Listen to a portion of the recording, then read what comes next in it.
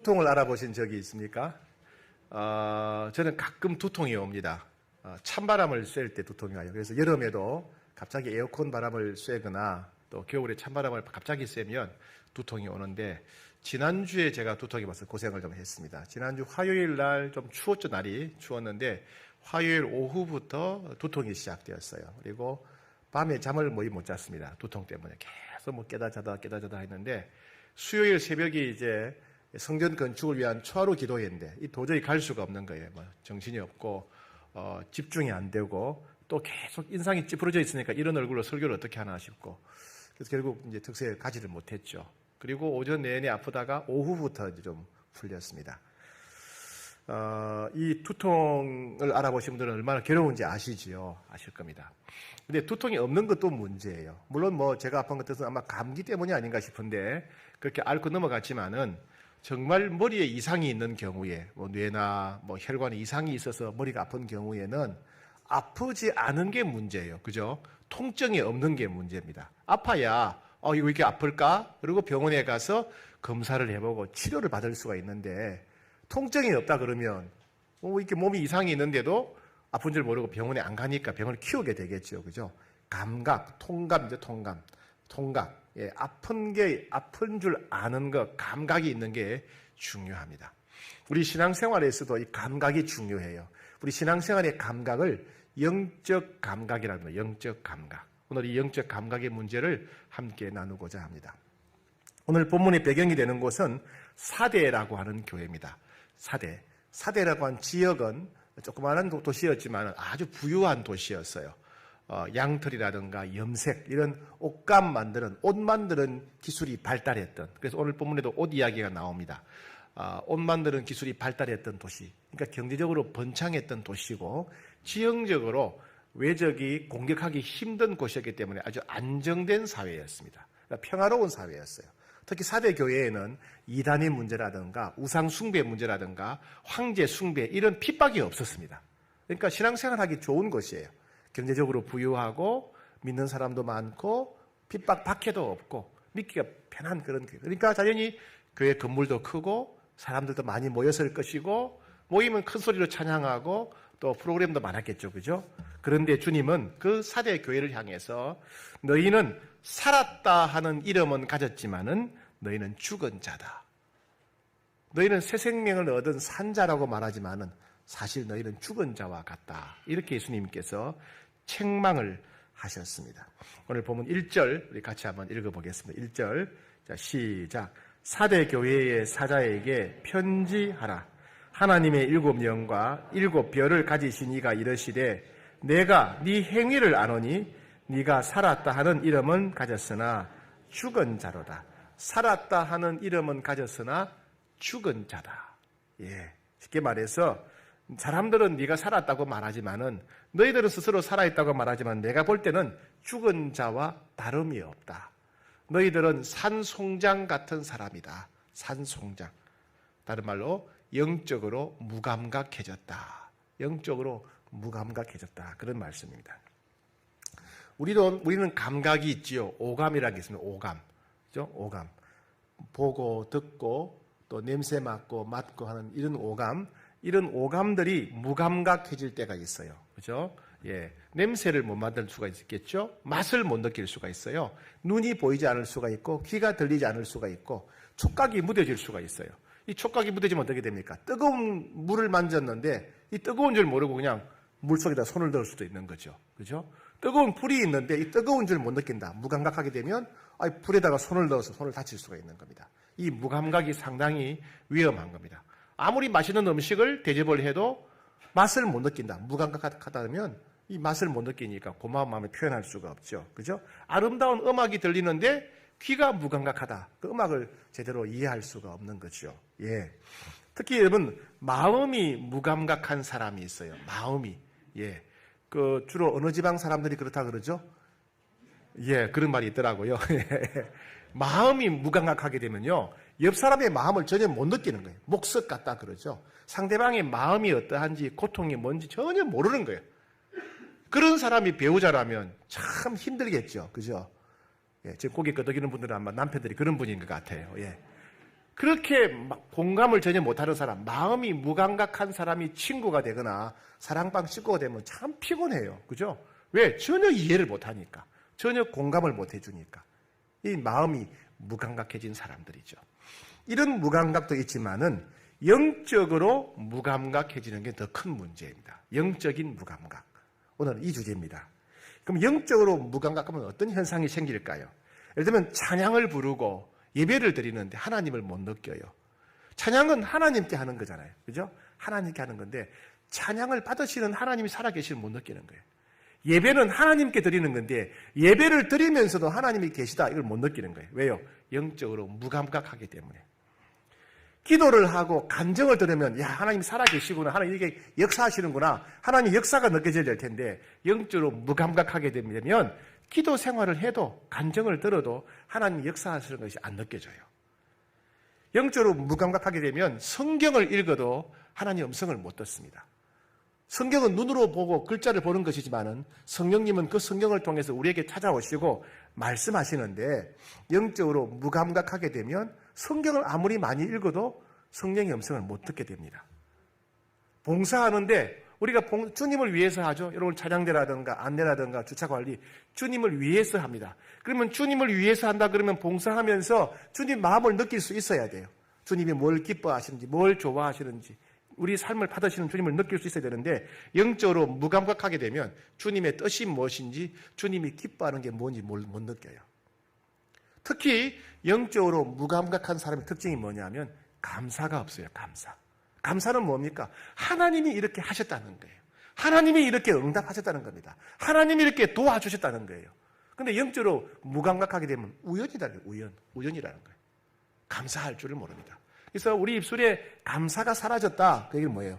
영적으로 무감각한 삶을 살고 있다. 이런 겁니다. 그래서 영적으로 무감각한 사람은 하나님을 만나고자 하는 갈망이 없어요. 내가 하나님 좀 만났으면 좋겠다.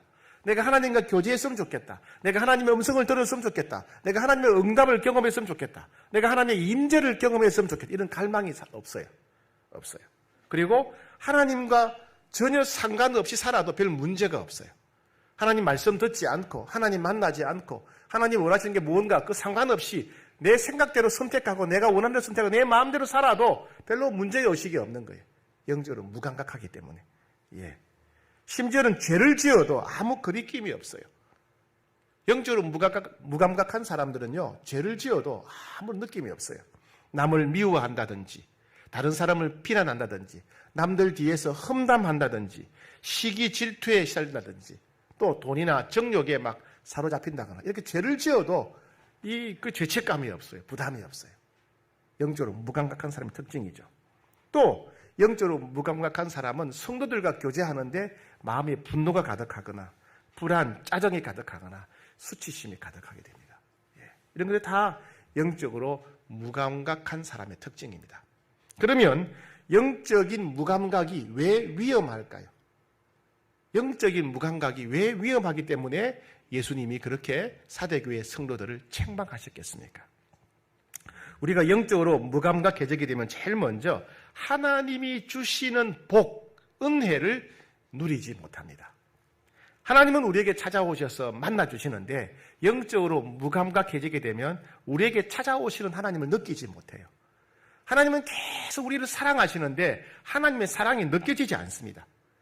우리가 살아가다 보면 어려운 일이 있고 힘든 일이 있고 상처받을 때가 서운할 때가 있어요. 주님은 우리를 위로하세요. 우리 성령님 위로하시는 분이에요. 그런데 영적으로 우리가 무감각해지게 되면 그 위로를 경험하지 못해요. 치유를 경험하지 못해요. 우리는 중요한 결정할 때마다 어디로 가야 될지 모르는데 주님은 우리를 인도하십니다. 그런데 영적으로 무감각한 사람이 되게 되면 주님이 지금 나를 어느 길로 인도하시는지 인도하심을 알 수가 없는 거예요. 도우심을 받을 수가 없는 겁니다. 이와 같이 영적으로 무감각해지게 되면 하나님의 사랑, 은혜, 복을 누리지 못하게 된다. 두 번째, 우리가 영적으로 무감각해지게 되면요, 악한 본성대로 살게 돼요. 우리가 영적으로 무감각해지게 되면 내 생각대로, 내 욕심대로, 내 본능대로 그냥 유혹에 잘 넘어가게 되는 겁니다. 여러분, 삼손 같은 경우에 삼손은 성령이 임한 사람이에요. 그죠? 하나님께 드린 나실인입니다. 근데 여러분, 삼손의 삶을 가만히 들여다보면 참 형편은 없잖아요. 왜요? 하나님 믿지 않은 우상 숭배하는 이방 여인과 결혼하려고 했어요. 부모님이 말려도 이방 여인과 결혼하겠대요. 그리고 이방 땅에 사는 기생하고 놀아납니다. 매춘부하고. 그리고 음란한 여인 들릴라하고 놀아납니다. 왜 그렇습니까? 삼손이 그 시대의 이스라엘 백성들이 영적인 무감각에 빠졌기 때문에 그래요. 이와 같이 우리가 영적인 무감각에 빠지게 되면 유혹에 잘 넘어갑니다. 세상 유혹에 잘 넘어가고 자기 욕심, 욕망에 금방 사로잡히게 된다는 거예요. 또 우리가 영적으로 무감각해지게 되면 우상 숭배나 혼합주의에 빠지기 쉬워요. 여러분, 우리가 요즘 큐티하고 새벽 기도하고 있는 본문이 사사기잖아요. 그죠? 어제 본문 사사기 17장에 보게 되면 미가라고 하는 사람이 등장해요. 이 미가라고 하는 사람은 자기 어머니의 돈을 훔칩니다. 어머니는 자기 돈을 누가 가져간지 모르니까 저주를 하지요. 이 돈을 가져간 사람에게 저주가 있을 것이다. 그 어머니의 저주를 듣고 이 아들이 어머니의 저주가 이루어지는 줄 알고 깜짝 놀란 겁니다. 그래가지고 어머니한테 사실 어머니 제가 이거 가져갔습니다. 그러니까 어머니가 보니까 이미 돈 가져간 사람이 저주를 했거든요. 아들한테 저주가 이만큼 갔거든요. 그러니까 어떻게 합니까? 다시 하나님께 복을 빌어야 되겠다 생각해요. 복을 빌 때 어떻게 합니까? 드라빔이라는 걸 만들어요. 드라빔. 이 드라빔은 뭐냐 하면 집에 있는 신상 모형입니다. 예를 들면 여러분 불교 믿는 사람들이 집안에다가 조그마한 불상을 두고 섬길 수 있겠죠. 그죠? 그런 것처럼 집에서 섬기는 작은 우상 모형을 드라빔이라 그래요. 그런데 이 어머니가 하나님을 섬긴다고 드라빔을 만들어서 집에 가져온 거예요. 드라빔은 우상하고는 하나님 아무 상관이 없잖아요. 그렇게 해야 그 하나님이 기뻐하시고 복을 준다고 생각해요. 게다가 또 뭐냐면 자기 집에다가 제사장을 세우는 제사장을. 제사장은 누가 세웁니까? 하나님이 세우는 건데 성막에 있는 건데 자기 집에다가 자기들이 임의로 제사장을 세우고 이렇게 하면 하나님이 복을 주실 거다 생각하는 거예요. 이게 뭡니까? 하나님을 섬긴다고 하면서도 드라빔을 섬기고 하나님을 섬긴다고 하면서도 자기들 마음대로 제사장을 세우고 그죠? 그러니까 하나님 믿는 신앙과 우상 숭배 신앙이 짬뽕이 되는 짬뽕. 짬뽕이란 말 아세요? 섞여 있단 말이에요. 비빔밥이에요. 비빔밥. 이걸 영적인 혼합주의랍니다. 혼합주의. 영적인 분별력이 없으면 이게 성경적인지 아닌지 이 구분이 안 되는 거예요. 막 섞여버리는 거예요. 특히 한국 사람들은 우리나라 사람들 고유한 미신이 있어요. 미신. 알게 모르게 토속신앙이 우리 삶에 배어있는 거예요. 어릴 때부터 보고 배웠기 때문에. 그럼 신앙생활 하다 보면요. 우리 깨어있지 못하면 이게 무속신앙인지 토속신앙인지 미신인지 아니면 이게 성경적인 영적인 거 이 구분이 안 되는 거예요. 이 섞여버리는 거예요. 그래서 교회 다니면서 불안하고 하나님을 이상한 방법으로 섬기게 되는 겁니다. 혼합주의가 등장하는 거예요. 누가 영적으로 무감각해지게 되면. 예. 또 영적으로 무감각해지게 되면 제일 위험한 게 뭐냐면 예수님이 언제 갑자기 오실지 모른다는 거예요. 왜 영적으로 무감각해지게 되면 예수님의 재림이 위험하냐? 오늘 본문 3절 같이 읽겠습니다. 시작. 그러므로 네가 어떻게 받았으며 어떻게 들었는지 생각하고 지켜 회개하라. 만일 일깨어지 아니하면 내가 도둑같이 이르리니 어느 때에 내게 이르는지 네가 알지 못하리라. 우리가 영적으로 무감각해져가지고 습관적인 죄에 빠져 있다면, 혼합주의, 우상숭배에 빠져 있다면, 나태하게 있다면 어떻게 되겠습니까? 그때 갑자기 주님 오시면 어떻게 돼요? 주님 우리를 데려가실까요? 예. 아니면 주님 오시지 않는다 하더라도 코로나 바이러스로 인해서 우리 갑자기 죽는다든지 뭐 사고나 질병으로 우리 갑자기 세상을 떠나게 된다면 아니 다른 때도 아니고 예배드리다 그런 게 아니라 죄 짓다가 우상숭배에 빠져 있다가 나태해져 있다가 미워하고 싸우다가 영적 무감각에 빠져 있다가 죽었단 말이에요. 그럼 우리가 첫째 부활에 참여할 수 있을까요? 우리가 부활해서 천국에 들어갈 수 있을까요? 그때 우리는 주님이 우리를 환영해 주실까요? 아무도 몰라요. 예. 그래서 주님이 내가 언제 갈지 모르니까 너희가 무감각에서 깨어나야 된다. 이렇게 말씀하신 겁니다. 그러면 우리 삶의 영적 무감각이 왜 찾아올까요? 왜 우리에게 영적 무감각이 찾아올까요? 여러 가지 이유가 있어요. 첫 번째는요, 극심한 고통이 찾아오면 그렇게 됩니다. 여러분, 그런 게 종종 있잖아요. 큰 사업에 실패했다. 교회에서 큰 상처를 받았다. 그러면 어때요? 나 교회 안 다녀. 하나님이 이럴 수가 있나? 그리고 떠나버리잖아요. 그죠? 바로 이런 경우예요. 이런 경우, 극심한 고통이 찾아오는 경우, 슬픔이나 분노나 외로움이나 시기 질투나 두려움, 거절감, 낙심 이런 게 막 찾아오면, 견디기 힘든 고통이 찾아오게 되면 기도하기 싫어요. 기도하면 뭐하나? 예배드리면 뭐하나? 성경 읽으면 뭐하나? 아무 소용없어. 나 교회 안 다닐래. 이렇게 극심한 고통이 찾아오면 영적으로 사람이 하나님을 느끼지 못하고 무감각해질 수가 있어요. 두 번째, 세상의 쾌락에 빠졌을 때, 세상 재미에 빠졌을 때 이 영적 무감각이 찾아올 수가 있습니다. 예를 들면 돈에 사로잡혔다든지 성적 쾌락에 빠졌다든지, 혹은 뭐 도박이나 혹은 게임이 뭐 나쁜 건 아니지만은 지나치게 해서 삶을 통제할 수가 없으면 이거 위험하죠. 그죠? 게임이라든가 인터넷이라든가 쇼핑이라든가 이게 지나치면 거기에 사로잡히게 되면 삶이 거기에 완전히 매이게 되죠. 그죠? 그러면 기도할 수 없고 예배 드릴 수 없고 자연히 영적 무감각에 빠지게 됩니다. 세 번째는 분주할 때예요. 분주할 때. 너무 바쁘게 지내는 게 좋은 게 아니에요. 바쁘게 지내다 보면 성경 읽고 찬송하고 예배 드리는 것이 사소한 문제처럼 돼버려요. 바쁘니까. 일해야 되니까. 사람 만나야 되니까. 바쁘게 지내는 것들이 우선순위가 되고 신앙생활은 소홀히 되기 쉬워요. 영적으로 무감각에 빠지게 되죠. 그 다음에 네 번째는요. 나태할 때 영적 무감각에 빠집니다. 게을러지면. 잠만을 자고 밤새도록 놀다가 자고 이렇게 하면 새벽에 못 일어나고 아침에 못 일어나니까 교회도 못 오게 되고 예배 못 드리게 되고 게을러지고 나태해지면 영적으로 무감각해집니다. 다섯 번째는 큰 죄에, 습관적인 죄에 빠졌을 때, 이 죄는요 우리 눈을 마비시킵니다. 죄는 우리 영적인 귀를 마비시켜요. 죄는 우리의 심령을 딱딱하게 만들어요. 그렇죠? 죄가 영적인 무혈에게 빠지게 한다. 또 하나는 뭐냐면요, 미워하는 마음, 원통한 마음, 용서하지 않는 마음, 복수하고자 하는 마음, 이 분노, 복수하고자 하는 마음에 사로잡혀 있으면 영적으로 무감각해집니다. 용서해야 돼요. 용서해야 돼요. 또 하나는요, 우울한 감정이에요. 우울한 감정. 이 우울증에 시달리는 분들이 있어요.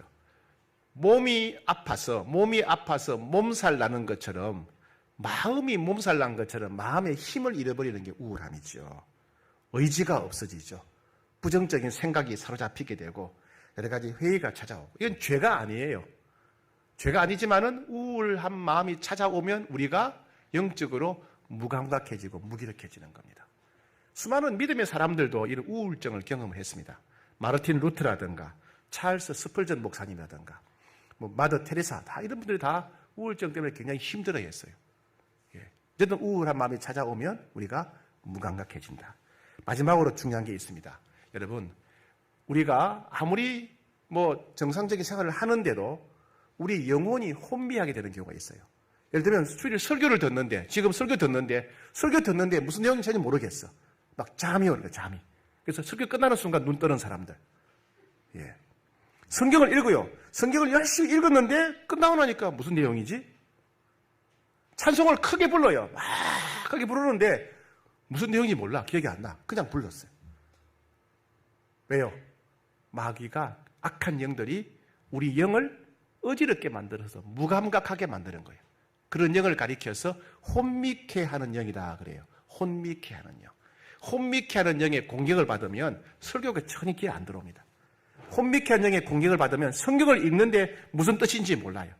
찬송을 부르면서도 내용이, 가사가 전혀 묵상이 안 됩니다. 이 혼미케 하는 영이 공격할 때 우리가 영적으로 무감각해질 수가 있어요. 이와 같이 여러 가지 원인으로 인해서 우리는 영적 무감각을 경험하게 됩니다. 그럼 어떻게 해야 이런 영적 무감각에서 깨어날 수 있겠습니까? 영적 무감각에서 깨어나는 비결. 먼저 예수님은 사대교회 성도들에게 영적 무감각에서 깨어나야 된다고 반복해서 말씀하셨어요. 2절, 3절 오늘 보면 같이 한번 읽어보겠습니다. 시작. 너는 일깨어 그 남은 바 죽게 된 것을 굳건하게 하라. 내 하나님 앞에 내 행위에 온전한 것을 찾지 못하였노니 그러므로 네가 어떻게 받았으며 어떻게 들었는지 생각하고 지켜 회개하라. 만일 회개하지 아니하면, 일깨지 아니하면 내가 도둑같이 이르리니 어느 때에 내게 이를지 내가 알지 못하리라. 첫 번째, 너는 일깨어라. 일깨어 말하면 일어나 깨어라 이 말입니다. 잠자는 영혼을 향해서 일어나라 깨어나라. 일어나라. 일 깨어라. 예. 우리 영혼이 잠자는 것처럼 영적으로 무감각한 거예요. 일어나라, 깨어라. 일 깨어라. 그리고 죽게 된 것을 굳건하게 하라. 일어서라. 누워있지 말고 일어서라. 그리고 어떻게 들었는지 생각하고 지키라. 예. 말씀을 기억하고 말씀을 지켜야 된다. 살아야 된다. 회개해야 된다. 반복해서 주님은 이 영적 무감각에서 깨어나야 된다고 반복해서 강조하고 명령하고 계신 겁니다. 그럼 어떻게 해야 될까요? 우리가 어떻게 해야 영적인 무감각에서 깨어날 수 있겠습니까? 첫 번째, 영적 무감각에서 깨어나려면 경건 생활을 회복해야 됩니다. 무엇보다도 먼저 경건 생활 회복해야 돼요. 경건 생활이 뭡니까? 예배 생활, 큐티하는 시간, 새벽 기도, 통독하고 필사하는 거. 예, 이 경건 시간을 회복해야 되는데 시간과 장소를 따로 떼어놔야 돼요. 예배 드리는 시간, 기도하는 시간, 성경 묵상하는 시간, 시간과 장소를 따로 떼어놔야 돼. 시간 나면 교회 가야지. 나 시간 나면 성경 읽어야지. 시간 나면 기도해야지. 평생 못합니다. 평생 못해요. 예배 드리는 시간, 장소를 떼어놔야 돼. 성경 읽고 찬송하는 시간, 장소를 떼어놔야 돼. 그 때가 되면 그 자리에서 성경 읽고 찬송해야 되는 거예요. 시간과 장소를 떼어놔야 된다. 즉 그 일이 우선순위가 돼야 된다. 시간 남은 해야지가 아니고 그게 우선순위가 돼야 된다. 경건 생활이 우리 삶의 우선순위가 돼야 됩니다. 그런데 예배만 참석하고 큐티하고 새벽기도하고 성경 통독한다고 해서 필사한다고 해서 저절로 무감각이 회복되는 건 아니에요. 그 뭐냐? 거기서 누구를 만나야 돼요? 예, 하나님을 만나야 돼요. 하나님 만나야 돼요.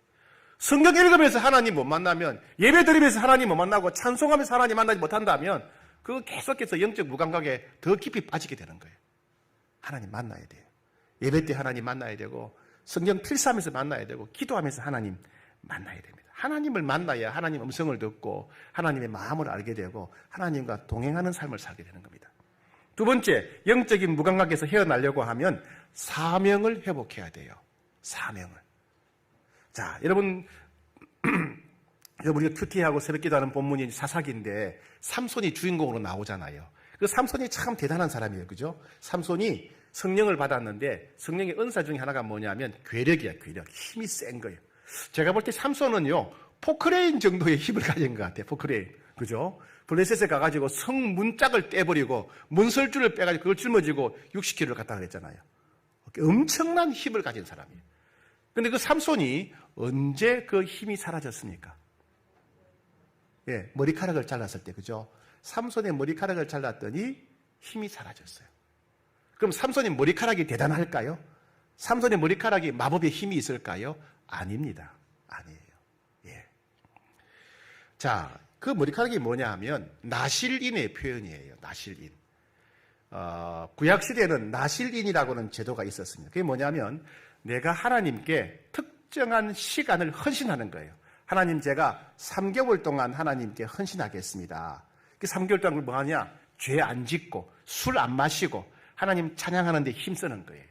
그리고 머리를 길러요. 머리. 이 머리를 기른다는 말은 뭐냐면 다른 사람 볼 때 저 사람 머리 기른 거 보니까 나실인이구나 이렇게 알 수 있게 하는 거예요. 그러다가 이제 그렇게 내가 약속한 기간 동안 술 안 먹고 죄 안 짓고 그렇게 하나님만 사랑하고 헌신하다가 내가 서약한 기간이 끝났다. 뭐 3개월 혹은 1년, 3년 끝났다. 그때 어떻게 하냐? 그때 머리를 자르는 거예요. 삼손이 한다. 사도 바울이 갱그레아에서 서원을 마쳤으므로 머리카락을 잘랐다 그랬어요. 서원이 끝났기 때문에, 서원한 기간이 끝났기 때문에 이제 머리카락을 자르는 겁니다. 삼손은 태어날 때부터 나실인이었어요. 하나님께서 얘는 태어날 때부터 나실인, 평생 나실인이다. 얘는 평생 포도주 마시면 안 돼요. 얘는 평생 죄 지으면 안 되는 거예요. 평생 하나님께 헌신된 삶, 하나님을 사랑하는 삶을 살아가야 돼. 그 표시로 내가 하나님께 평생 헌신되고 내가 죄 안 짓고 내가 술 안 먹는다. 그 표시로 뭐 한다고요? 머리를 기르는 거예요. 삼손은 평생 머리를 길러서 머리가 길었겠죠. 그래서 그 머리가 배틀로 배를 짜기도 했잖아요. 근데 그 머리를 잘라버린 거예요. 그 머리를 잘라버린다는 게 이게 뭐예요? 나는 이제 나실일을 포기한다는 거예요. 하나님께 헌신된 거 포기한다는 얘기예요. 사명을 포기한다는 거예요. 머리카락을 자른다는 얘기는 사명을 포기한다는 얘기예요. 사명을 포기하니까 나실인이 아니라니까 능력이 사라져버린 거예요. 그럼 다시 머리카락이 났다 그랬어요. 그럼 뭘로 말합니까? 하나님 회개하고 다시 사명의 자리를 회복했다 그 말입니다. 다시 사명의 자리를 회복하니까 다시 힘이 생겼다 그런 말입니다. 여러분, 우리가 사명을 잃어버리거나 사명이 나태해지게 되면 자연히 영적으로 무기력해집니다. 목사는 목사답게 사명을 잘 감당해야 돼. 장로는 장로답게 장로의 사명을 잘 감당해야 돼. 교사는 교사답게, 사랑방지기는 사랑방지기답게, 찬양대는 찬양대답게 사명을 잘 감당해야 돼. 그래야 영적으로 무감각하지 않고 깨어있게 되는 겁니다.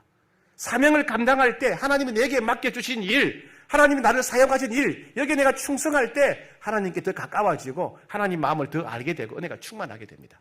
여러분 오해하지 마세요. 하나님이 뭔가 부족해서 우리에게 사명을 주는 게 아니에요.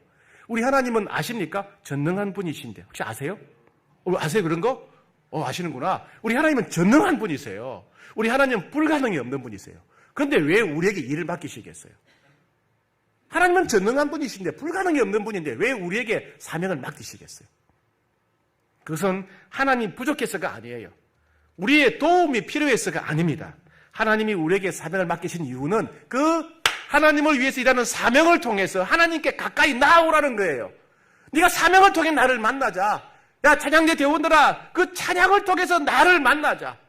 최영걸 목사야 너 그 목회를 통해서 나를 만나자는 겁니다. 사명을 통해서 하나님께 가까이 나오고 사명을 통해서 하나님을 만나자는 겁니다. 사명을 통해서 하나님의 임재를 경험하라는 거예요. 사명을 통해서 하나님의 마음과 뜻을 누리라는 겁니다.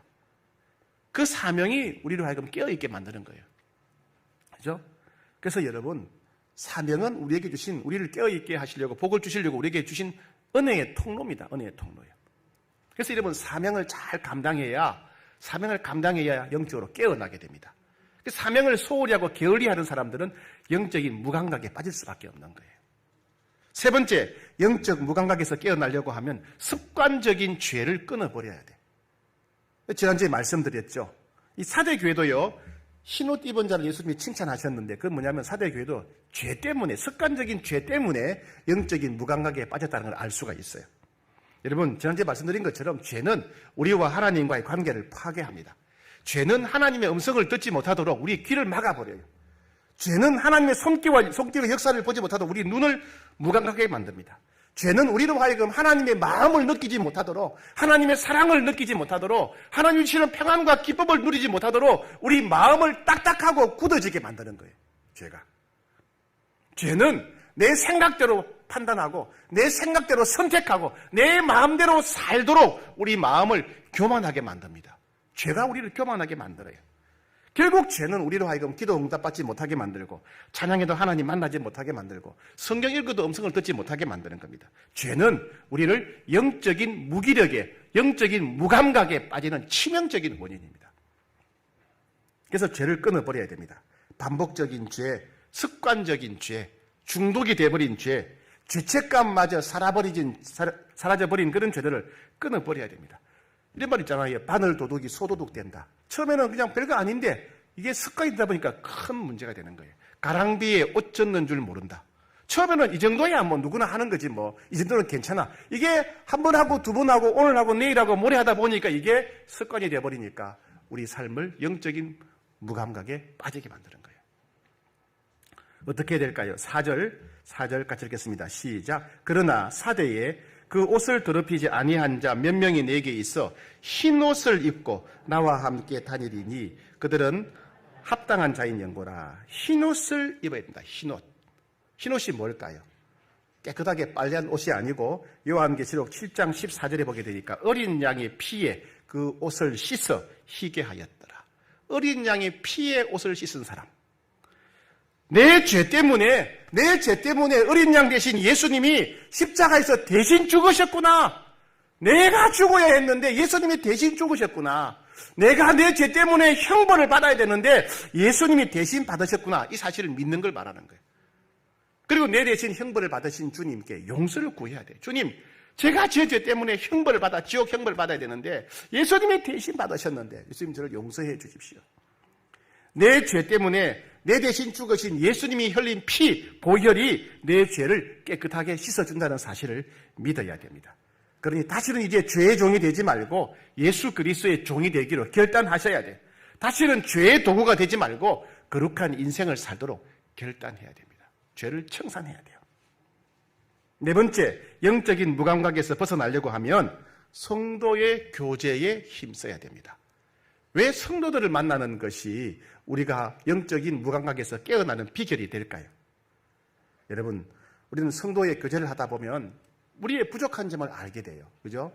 아, 나는 기도를 안 하고 있구나. 저분들은 열심히 기도하는데. 저분들은 늘 하나님 만나, 나는 하나님 못 만나고 있구나. 아이고, 저분들은 늘 감사하는데 나는 하나님의 도우심이 안 느껴지네. 형제 자매들을 만나면서 우리 부족한 점을 알게 돼요. 그죠? 예. 그리고 나는 기도하다가 묵상하다가 설교 듣다가 주님의 음성을 세미하게 들었어요. 아, 이게 주님 말씀인가? 내 생각인가? 긴가 민가 한단 말이에요. 그런데 형제자매들이 모여가지고 은혜 나눔을 하다 보면 이분은 이런 음성을 들었다. 그분은 저런 음성을 들어보면 나도 저런 거 들었는데 아, 그렇다면 내가 희미하게 들은 게 하나님 말씀이 맞구나. 확신을 갖게 돼요. 확신을 갖게 되는 거죠. 예. 전에는 하나님 말씀을 순종하려고 하면 부끄러워요. 아이고, 남들이 어떻게 생각할까? 별나다 그러지 않을까? 부끄럽고 두려워요. 그런데 다른 형제자매들이 그 말씀대로 사는 것을 보면 야, 나도 할 수 있다. 나도 해야지. 그렇게 하면서 용기를 내어서 그 길을 걸어갈 수 있습니다. 이와 같이 성도의 교제는 우리가 영적으로 깨어있도록 도와줍니다. 성도의 교제가 중요하다는 얘기입니다. 여러분, 모여야 됩니다. 사랑방 모임 해야 돼요. 해야 됩니다. 해야 돼요. 우린 가족이잖아요. 우리가 깨어나기 위해서 모여야 됩니다. 서로 전화하시고요. 사랑방 식구들끼리 전화 꼭 하셔야 돼요. 아니면 카톡으로도 하고, 카톡 영상통화도 있지 않습니까? 영상통화를 만나시든지, 뭐 집에서 모이시든지, 식당에서 모이시든지, 예, 교회에서 모이셔야 됩니다. 그리고 남녀 선교회 모임도 하셔야 됩니다. 남선교 예전도회. 왜 남선교 예전도회가 중요하냐면 남선교 예전도회는 다 비슷한 연령대입니다. 인생의 비슷한 경험을 함께하는 사람들이 같은 삶의 여정이에요. 비슷한 때에 대학 졸업하고 비슷한 때에 군대 가고 비슷한 때에 결혼하고 비슷한 때에 애 낳고 비슷한 때에 이렇게 쭉 살아가는 삶이에요. 인생의 경험이 비슷한 겁니다. 서로를 잘 이해할 수 있는 사람들이에요. 그래서 남선교회 연원대 회원들끼리는 서로 마음이 통하지요. 말이 통하지요. 같이 모이셔야 됩니다. 회비 안 내면 어때요? 회비 내지 마세요, 그거. 예. 자꾸 뭐 돈 요구하는 그런 단체들이 있는데 돈 보내지 마세요. 그게 중요한 게 아니라 우리가 서로 교제하는 게 중요한 겁니다. 예. 여러분, 섬기는 부스에서 교제하셔야 돼요. 일만 하면 안 돼요. 교사인데 교사만 하고 찬양대 노래만 한다. 그러면 안 돼요. 예. 그러면 그 자리가 피곤해지는 거예요. 영적이 무감각해지는. 서로 교제해야 돼요. 서로 어떻게 사는지 얘기를 하고 서로 기도 제목도 같이 이야기하고 기도해주고 어려움도 얘기하고 서로 교제할 때 우리 영혼이 깨어나게 되는 겁니다. 다섯 번째, 영적인 무감각에서 깨어나려고 하면 고통 속에서도 하나님만 의지해야 돼요. 고통 속에서 하나님만 계속 의지해야 된다. 이게 뭘까요? 여러분, 고난과 고통은 두 가지 특징이 있어요. 앞에서 말씀드린 대로 고난과 고통은 우리로 하여금 영적인 무감각에 빠지게 합니다. 그죠? 사업에 실패하거나, 뭐 이혼하거나, 질병이 찾아오거나, 사고 나거나, 큰 슬픔이 찾아오거나, 이런 고난과 고통은 우리로 신앙의 회의에 빠지게 만들고, 기도하지 않고, 예배드리지 않고, 하나님 멀리하게 만들고, 영적 무감각에 빠지게 만들 수가 있어요. 근데 반대로 이 고통이, 고난이 우리로 하여금 하나님께 더 가까이 가도록 인도할 수가 있어요. 성경을 보게 되면 고난과 고통이 찾아왔을 때 하나님께 더 가까이 나아가고 하나님을 더 깊이 만났던 사람들이 있어요. 대표적으로 욥은 어떻습니까? 자기 자녀들이 다 죽었어요. 재산 한 방에 다 날렸어요. 자기 몸은 병들었습니다. 아내가 도망가 버렸어요. 아무것도 없어요. 그 절망 가운데 욥은 하나님을 원망하고 하나님을 버리지 않았어요. 뭐라고 할까? 욥기 23장 10절에 그러나 내가 가는 길을 그가 아시나니 그가 나를 단련하신 후에는 내가 순금같이 되어 나오리라. 왜 이런 고난이 왔는지 난 이해가 안 되지만은 그러나 하나님 살아계신다. 하나님 반드시 나를 도우실 것이다. 그럼 나는 반드시 회복될 것이다. 그런 믿음으로 계속 하나님을 의지했더니 나중에 하나님께 크게 칭찬받고 엄청난 복을 누리게 되지 않았습니까? 아브라함, 우리는 믿음의 조상 아브라함 알고 있는데 아브라함이 사실은요 불순종의 대표적인 사람이에요. 하나님이 처음에 아브라함 보고 하나님이 지시하는 가나안 땅에 가라 그랬어요. 즉시 안 갔어요. 어디 갔느냐? 중간에 하란이라는 곳에 가가지고 한참이나 머물러 있었어요. 살다가 뒤늦게 가나안 땅으로 갔어요. 하나님이 지시한 가나안 땅에 가보니까 다른 사람이 살고 있는 거예요. 다른 사람이. 그리고 가뭄이 들어요. 하나님이 지시한 땅이 이게 뭐야? 나는 싫다 그러고 다른 나라로 가버려. 어디 갑니까? 애굽으로 가버려. 애굽으로. 애굽에 가가지고 또 자기 살겠다고 자기 아내를 누이라고 뒷말 해가지고 아내도 뺏기고 자기도 죽을 뻔했어요. 그런 고난을 겪으면서 아브라함이 깨달아요. 아, 하나님이 살아계시고 나를 돌보시는구나. 그래서 아브라함이 애굽에서 돌아온 뒤에 창세기 13장 4절에 보니까 그가 거기서 여호와의 이름을 불렀더라. 불순종하고 고난당한 끝에 하나님을 더 의지하게 되고 하나님만 매달리게 되다 보니까 더 은혜를 누리게 되었다. 그 말입니다. 다윗, 우리 잘 아는 다윗. 다윗의 장애자 사울 왕이 다윗을 죽이려고 길을 씁니다. 3,000명의 병사를 거느리고 다윗을 10년 동안 잡으러 다녔어요. 이스라엘 안에서는 도망갈 곳이 피할 곳이 없는 거예요. 그럼 다윗이 어떻게 합니까? 이제는 이웃 나라 적대국인 블레셋으로 도망을 가요. 블레셋 왕이 보니까 이 다윗이 누굽니까? 옛날에 자기들의 장군인 골리앗을 죽인 사람인 거예요. 그러니까 또 그 사람들도 다윗을 죽이려고 하죠. 다윗이 꼼짝달싹 못하는 겁니다. 자기 나라로 가자니 사울이 죽이려고 그러고 블레셋에 왔더니 블레셋이 죽이려고 그러는 거예요. 꼼짝달싹 못하는 겁니다. 그때 어떻게 했을까요? 시편 11편 1절 내가 여호와께 피하였거늘 너희가 내 영혼에게 새같이 네 산으로 도망하라 하면 어쩌민가. 사람들은 자꾸 이런 상황에 내보고 산으로 도망가라 그러는데 나는 하나님께 피한다. 나는 하나님께 피한다. 우리하고 블레셋도 못 가고 갈 데가 없는데 난 하나님께 피하겠다. 그랬더니 시편 7절에 여호와는 의로우사 의로운 일을 좋아하시나니 정직한 자는 그의 얼굴을 배우리라. 하나님께 피했더니 거기서 하나님을 만나고 하나님의 얼굴을 배웠다. 고난이 하나님이 살아계시면 왜 이런 고난이 옵니까? 하나님을 버릴 수 있는 그런 기회도 되었지만은 오히려 고난 때문에 하나님께 더 의지했더니 새롭게 하나님을 만나는 축복의 시간이 되었다는 겁니다. 예, 이와 같이 여러분 영적 무감각에서 깨어나려고 하면 고난과 고통이 찾아왔을 때도 계속 하나님을 의지해야 됩니다. 계속 하나님을 의지하셔야 돼요. 사람이 두 종류예요. 두 종류. 고난이 찾아오면 하나님을 멀리하는 사람, 신앙의 회의에 빠지고 영적 무감각에 빠지는 사람이 있어요. 근데 반대로 고난이 찾아오면 더 하나님께 끝까지 매달리다가 결국 상상도 못하는 복을 받는 사람이 있는 거예요. 그렇죠? 두 종류의 사람이 있는 겁니다. 여러분 고난 가운데 계속 의지해서 영적 무감각이 회복되는 여러분 되기를 축복합니다. 마지막으로 주님은 영적 무감각에서 벗어난 자들에게 약속을 하십니다. 세 가지 약속. 무감각을 이긴 자, 무감각에서 벗어난 자에게 세 가지 약속을 합니다. 오늘 본문 5절 말씀입니다. 5절 시작. 이기는 자는 이와 같이 흰옷을 입을 것이요 내가 그 이름을 생명책에서 결코 지우지 아니하고 그 이름을 내 아버지 앞과 그의 천사들 앞에서 시인하리라. 첫 번째, 이기는 자는 이와 같이 흰 옷을 입을 것이다. 흰 옷은 뭐냐? 천국에 들어갈 수 있는 자격을 말합니다. 영적 무감각을 이긴 자에게는 내가 천국에 들어갈 자격을 주겠다. 여러분 카드 결제하다가 잔액이 없어가지고 결제 안 되는 그런 경우 있었죠. 그죠? 얼마나 당혹스러워요. 결제에 대한 돈이 없으니까.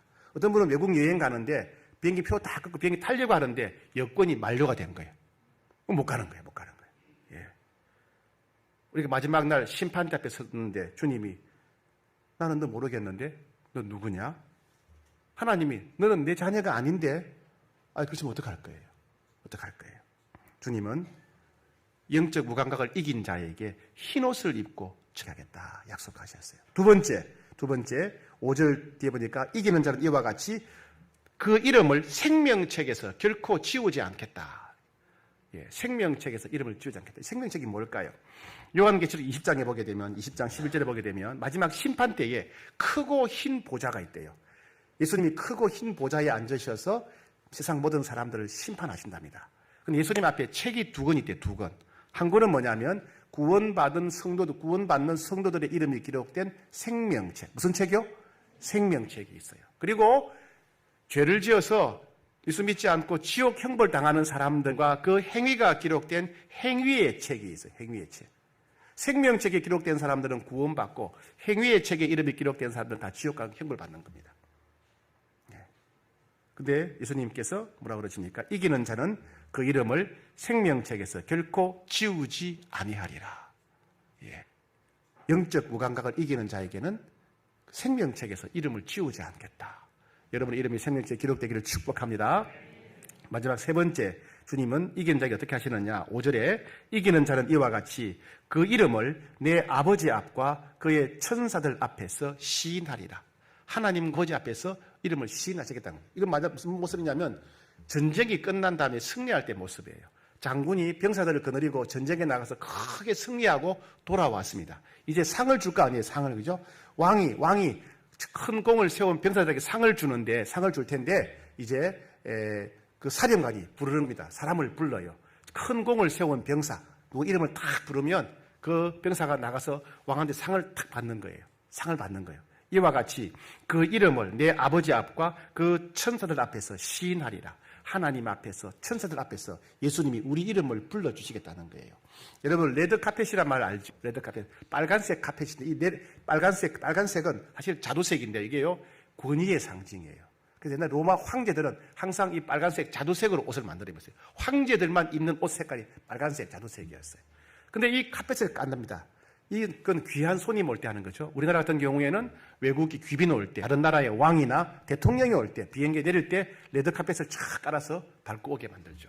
혹은 뭐 국제음악제, 영화제 같은 거 할 때 보면 수상하는 사람이 그 레드카펫 위를 쫙 걸어가잖아요. 그죠? 이름 부르면 와! 하면서 막 걸어가잖아요. 그죠?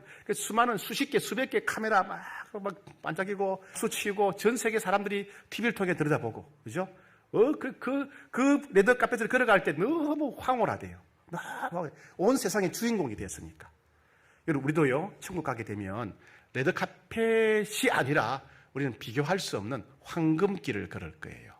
레드카펫은 사람이 말고 성경에 보면 황금길을 걷는다 그랬는데 이 황금길은 실제로 황금이 아니에요. 천국은 황금 필요 없어요. 그럼 왜 황금길로 표현했느냐? 우리가 한 번도 들은 적도 본 적도 없이 너무나 아름답고 너무나 멋지고 너무나 영광스러운 길을 우리가 가게 될 거라는 거예요. 그 길이 얼마나 아름다운지 얼마나 멋지고 얼마나 영광스러운지 레드카펫은 비교도 안 되고 황금길도 아니고 너무 멋져서 그 길을 걷는 것만으로도 우리가 너무 영광스럽고 자랑스럽고 행복한 그 길을 가게 된다는 거예요. 그 길을 가요. 그 길 앞에 누가 있습니까? 하나님이 계시고 옆에 예수님이 계시고 천천만만에 셀 수 없는 천사들이 꽉 차 있고 좌우에는 이미 먼저 구원받은 성도들 바울, 베드로, 디모데, 모세, 다윗 쫙 서 있는 거예요. 그때 예수님이 우리 이름을 부르시는 거예요. 최영걸 부르면 예 하고 막 거기 가는 거예요. 그 황금길을 그 영광스러운 길을 가는 거야. 그래서 먼저 구원받은 성도들이 막 박수치고 그게 우리 이름을 부르시겠다는 거예요. 누구에게? 영적 무감각을 이긴 자에게. 그 영광의 자리에 그 영광의 길을 걸어가는 여러분 되기를 축복합니다.